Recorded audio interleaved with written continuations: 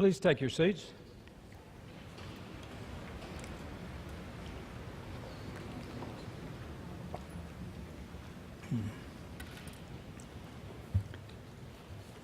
Good morning.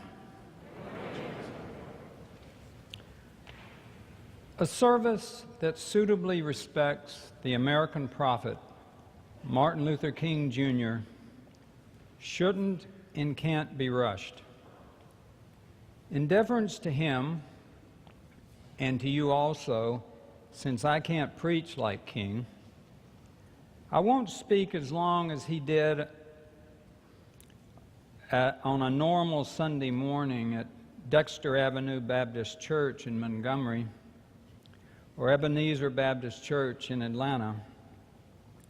But I'm not going to shortchange him either on a day we of the Judeo-Christian faith should be honoring the words and person of this man who led this country to remarkable change on the road to God's kingdom. So let's just get settled in for a while. I'd like to recognize some special people who are here. Those of you who recently attended the Packed House Symposium at St. Paul's Chapel on the Elaine Race Massacre will be acquainted with the following two couples: Sheila Walker and her husband Ivor in the first pew. Sheila's uncles, Albert and Milligan Giles, were victims of the Elaine Race Massacre, in which my own grandfather participated. Sheila and I have been engaged in a pilgrimage of reconciliation, and I cannot imagine a more loving or caring person with whom to be on this journey. I'd like to introduce David Solomon and his wife Nancy, also in the first pew. David's family has lived for several generations in Phillips County, Arkansas, site of the Elaine Massacre. No memorial for the massacre currently exists, but David has been courageously pursuing a memorial to be completed by the year 2019, the centennial. Before setting off for Freedom Summer, and then ultimately in Philadelphia, Mississippi, with James Chaney and Michael Schwerner, Andrew Goodman had been a student at Queens College here in New York City. Queens College now houses an extraordinary collection of civil rights archives, and I'm honored to have several of my writings on civil rights as part of the collection. The president of Queens College, Dr. Felix Matos Rodriguez, is present in the third pew, and we are very appreciative he has joined us. I want to thank friends and family members for being at Trinity today. Trinity's Task Force Against Racism just celebrated its 30th anniversary of service in race relations and the advancement of civil rights. This is certainly a morning when we should recognize all those who are part of the Task Force Against Racism. Would those who participate in the task force please stand up? Roz, Tony, Gabriel, Lonnie, Deborah, Sylvina, Pam, Sam, Tapua, Dolores, Cynthia, Benjamin, Mark, Bill and Jim. Yeah, stand up. Stand up. Stand up.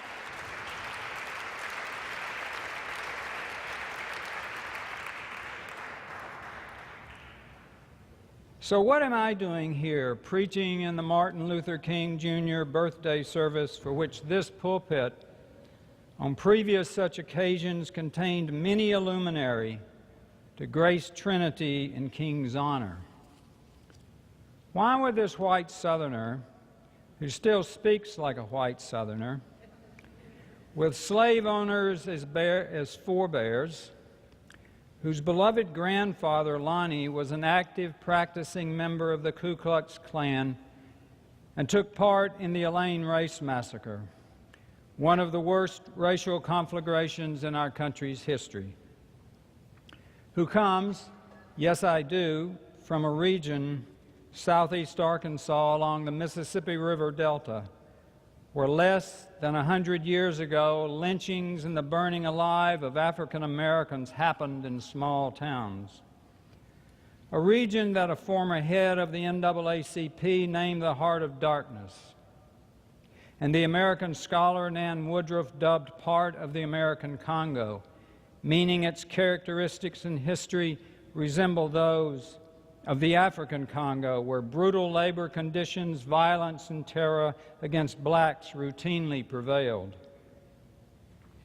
Why would I deliver the Martin Luther King Jr. message this morning? Because some of you at Trinity, which many of you have proclaimed your family, it's my family too, because some of you beloved members of our Trinity family asked me to share these reflections on and reminiscences about civil rights and race relations. On this special day, when we honor Martin and the history he wrought and the message he brought. But as we reach back in time and memory this morning, I implore you to consider the current and recent steps and conditions in the larger sense that are actually carrying us in civil rights as a people back in time.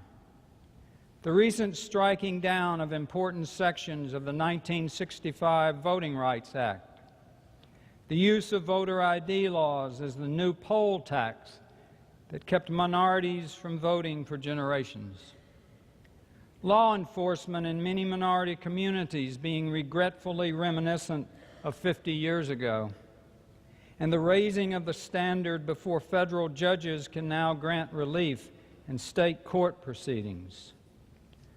A mantra during the civil rights era, hearkening back to the cadence of Psalm 13, was how long? The mantra today could be how far? Meaning, how far back will we return to a former time in civil rights? I would feel more pleased this morning with our being concerned about how far we could now go back than our being placated about how far we as a nation have come in civil rights. Martin, the truth is pointing. You laid waste to pride of artifice and taste, and changed our language of memory. But the message you left behind the world has yet to find. Few could fathom the tremors of change prevailing alongside gains and the consequences of one fateful irony, for God shall slowly bless those who are given less. Let me say the black church in the American South, for which King was its constant and eloquent voice, salvaged my Judeo-Christian beliefs. For those of us who witnessed complicity in racism by white Southern churches of numerous denominations at the very time the civil rights movement needed support from those churches, we had irrefutable reasons to abandon those institutions. Yet the black church, with its message of courage to power and courage for purpose beyond oneself, brought us back to the abundant message of the Judeo-Christian tradition. Let me stress a proposition that the following groups and gradations for these groups dominate the race relation discussion and outlook in America today. First, there are the out-and-out racist. We recognize them, and they, for the most part, recognize themselves. Second, there are those who think racial issues impact their lives and other people's lives on the margin. They go about their work and leisure routinely accepting normal traditions and patterns that have encompassed and will continue to encompass them, with race matters a sort of subliminal reality. Then there is the third group that has known all along The country is far from resolving its racial issues, and members of this group take steps, constructive steps, every day, big and small, institutionally and personally, to move us toward a comity of resolution. This group comprehends that while it is normally not stated in these terms, racial elements are directly attached to the critical issues of our time: immigration, minimum wage, gerrymandering, voter ID laws, law enforcement, incarceration policies. This third group can acknowledge that there is no end in sight to the deeply divisive struggle between our racist history and traditions and the beautiful pluralism that is also part of America, of being American, of being a Trinitarian as well, that which we see at Trinity, at the communion rail, where people of all types, shapes, color, age, and disposition have come forward together at once. I'll add that is what heaven will look like. I have no doubt. It will be this great, messy mass of togetherness. In 1619, the first slaves arrived in Virginia, 400 years ago. And slavery thereafter proved to be an economic foundation of this nation.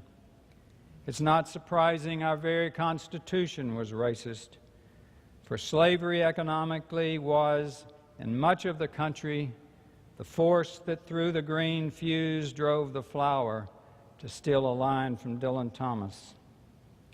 And as a consequence, with social dynamics following economic ones, which they inevitably do, it is no wonder that slavery's traditions, its legacy, both economic and social, have shown to be so monstrously difficult to break.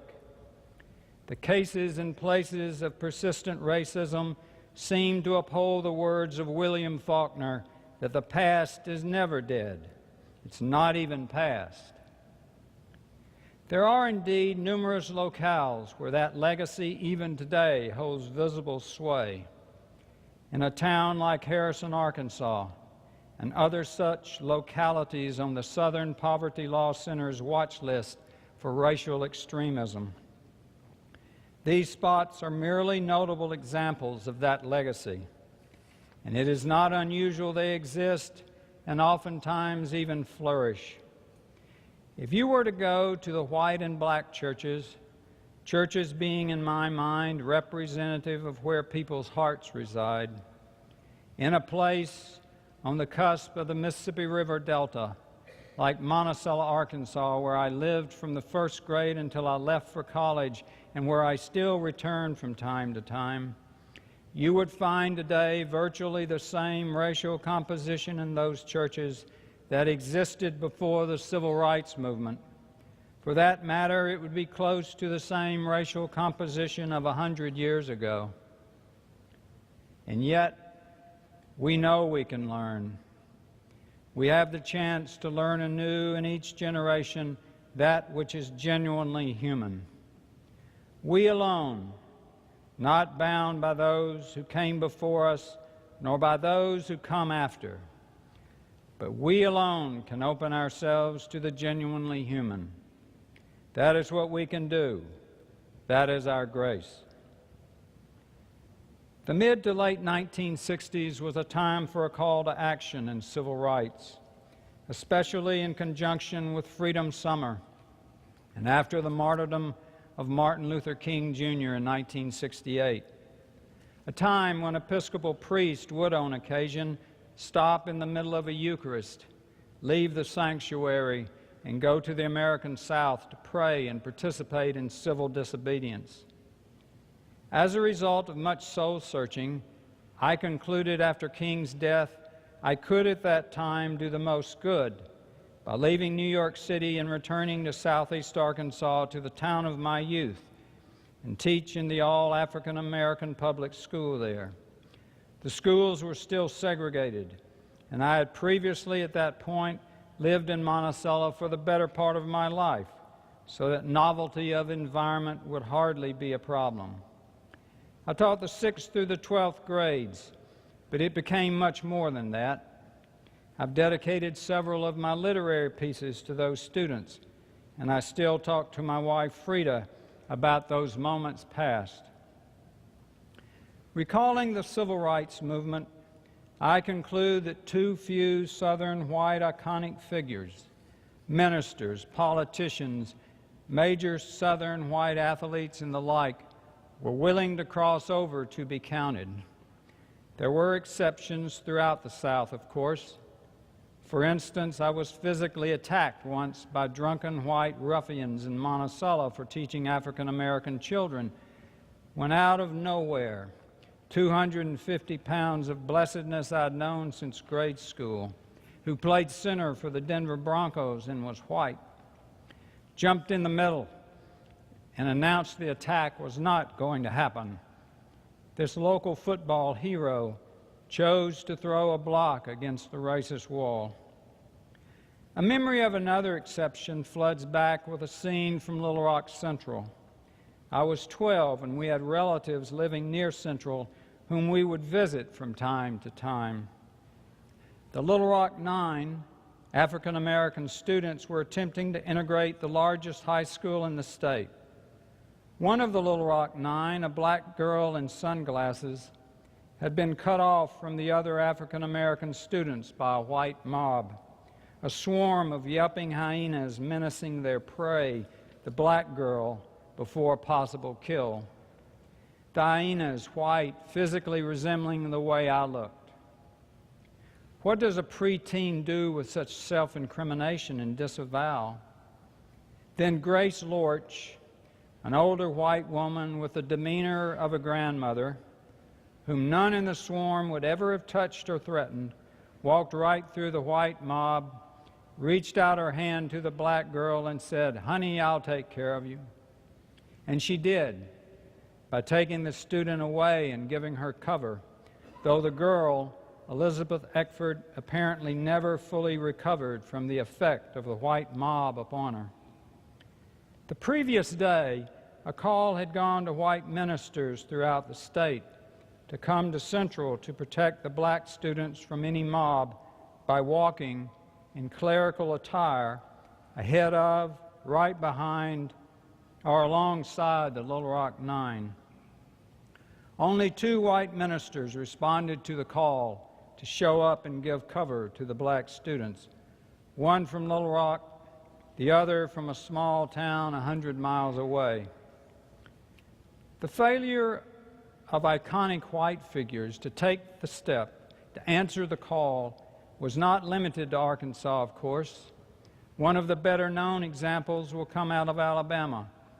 King's famous letter from the Birmingham jail had been a direct rebuttal to the public criticism of him by local white Alabama ministers. I've often characterized the time I taught in the town of my youth as my attempt to find those I had known but not found, meaning African Americans in Monticello I had known early in my life, but because of our institutionally separate worlds, I'd never found again. Over the years, I've concluded that this line, to find those I had known but not found, was far more deeply true than I had even initially thought. For the years in Monticello that preceded college, I lived in a house on a street that paralleled the street about 40 yards away where the African American part of town began. Our yard backed up to a field where African Americans and I played endlessly when we were very young.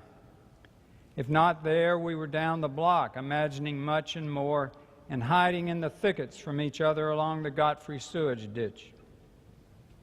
After a few short years, these friends receded with segregated schools, our nemesis. On one joy-filled occasion I still recollect, we were reunited for an afternoon when the 2 Boy Scout troops, one black, one white, came together to distribute circulars in our neighborhood. Following that brief moment, I don't believe we were ever able to come together again.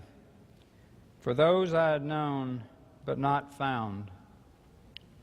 In 2008, I was asked by the Episcopal Church to write the litany of offense and apology in prose and poetry for the National Day of Repentance, when the Episcopal Church formally apologized, with its presiding bishop officiating, for its role in transatlantic slavery and related evils.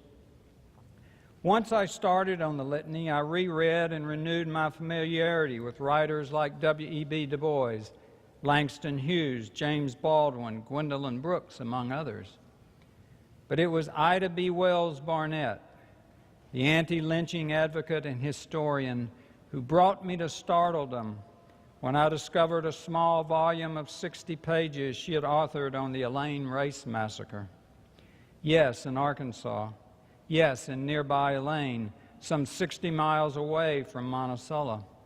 She described the deaths of so many African Americans, more than 100, mostly sharecroppers and their families, and perhaps hundreds.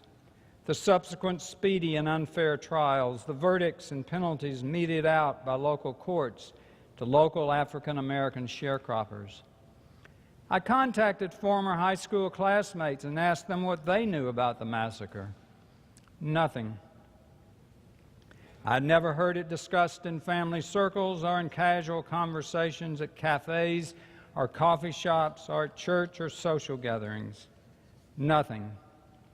Of course, there had been reasons to keep silent about it on both sides. The old saw that the more one picks at a scab, the worse it bleeds, was employed for not revisiting the massacre. Enough blood flowed from the scab of racism. Later, I read Bob Whitaker's volume about Elaine on the lapse of gods that held stupefying effects, including the grave role the Missouri Pacific Railroad played in the massacre, a fact that proved to be a meaningful clue for a personal revelation. A book that began to unlock well-kept secrets, some maybe I could have preferred still buried. However, if I weren't interested in seeing them all unburied, then what made me any different from those who had thought for decades that Elaine left alone constituted the best course? Pieces coming together. My father died when I was 1, and my mother didn't cope particularly well thereafter until about the time I was to enter the first grade. During those interim years, I lived with my maternal grandparents, Hattie and Lonnie Birch. Lonnie had retired from the Missouri Pacific Railroad and occupied his days caring for and being with me. There is a single dominant figure in my memory from those early years, Lonnie. I never once remember his raising his voice nor correcting anything I ever did. In 1919, at the time of the Elaine Race Massacre, Lonnie worked as a railroad engineer for the Missouri Pacific Railroad in McGee, Arkansas, within Deshay County, immediately south of Phillips County, site of the massacre. It had been no secret that Lonnie belonged to the Ku Klux Klan. Stories circulated within the family how he rose some nights and put on his sheet and hood, coming back several hours later, never discussing what had transpired. I learned as part of my research, resulting in a long article published in 2013, the unfortunate fact that my beloved Lonnie had joined in the Elaine Race Massacre. During my study of this period when Elaine occurred and the time following, I also took the chance to explore years in and years just preceding the life of Martin Luther King, Jr., that somehow collaterally related King and the massacre, and that are often forgotten or obscured, but which formed much of the man.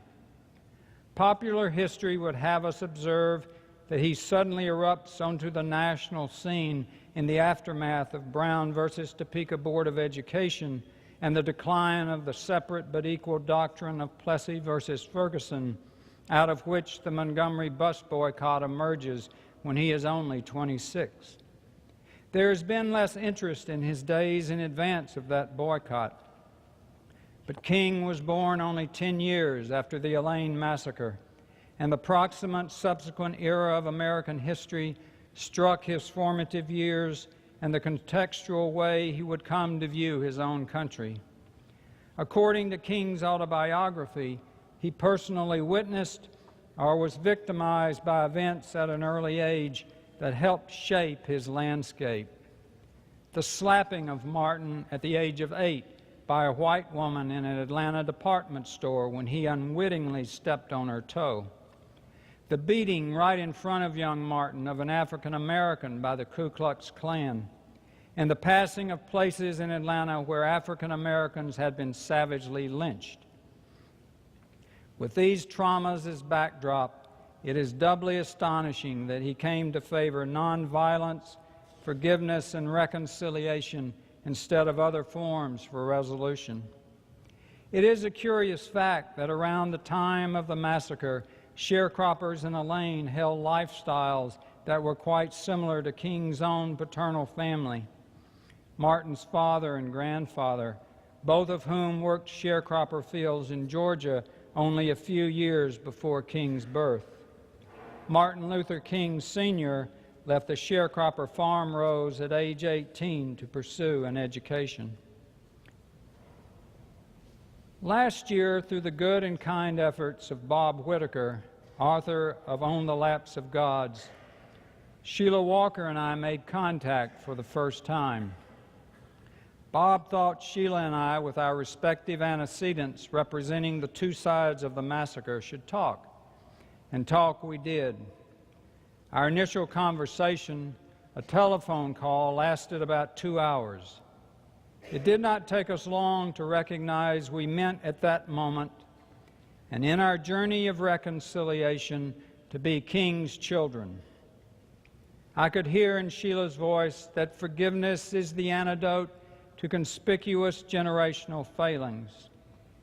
Together, we could hear Martin in echoes from the steps of the state capitol in Montgomery, Alabama, at the conclusion of the Selma March. We are not about to turn around. We are on the move now. Yes, we are on the move, and no wave of racism can stop us. By the time we hung up the phone, I think we both realized we had known each other for 100 years. I knew Sheila's family, who resided in the area that had been part of the massacre's killing fields. Sally Giles, Sheila's great-grandmother, and Sally's two sons, Albert, who had been hunted down and shot several times, and 15-year-old Milligan, whom Smitty, a security official from the Missouri Pacific Railroad, shot in the face. I knew those in Sheila's family who could not bear to talk about the Elaine Race Massacre without trembling and sobbing.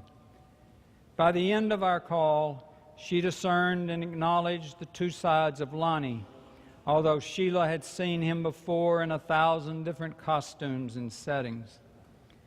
A few weeks later, we met in person at the home of her son, Marcus, and her daughter-in-law, Franzi, in Boston. As soon as I walked in the front door, Sheila and I embraced for a very long time. Yes, we had known each other for 100 years, and we now had reason to dream too, hearing Martin again, this time in echoes from the steps of the Lincoln Memorial. When all of God's children, black and white, Jews and Gentiles, Catholics and Protestants, will be able to join hands and sing, in the words of the old spiritual, free at last, free at last. Thank God Almighty, we are free at last.